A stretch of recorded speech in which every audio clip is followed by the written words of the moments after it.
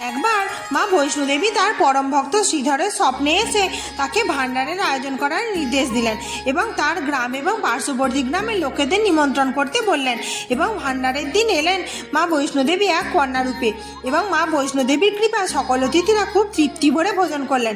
তখন সেখানে ভৈরবনাথ এসে উপস্থিত হলো এবং মদ ও মাংস ভোজন করতে চাইল।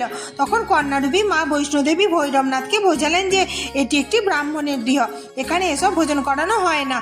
এরপর মা ত্রিকুট পর্বতের দিকে চলে গেলেন এবং তপস্যায় লীন হলেন, কিন্তু ভৈরবনাথ উনাকে ধরতে চাইল এবং তার তপস্যা ভঙ্গ করার জন্য ভৈরবনাথ সেখানেও পৌঁছে গেল।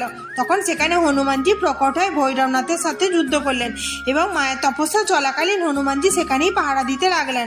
কিছু মাস পর যখন মায়ের তপস্যা পূর্ণ হলো তখন উনি মা বৈষ্ণোদেবী রূপে ওই গুহায় বাইরে এলেন। আর হনুমানজির এই উৎসর্গের কারণে মায়ের মন্দিরের সামনেই হনুমানজির প্রতিমা স্থাপন করা হলো।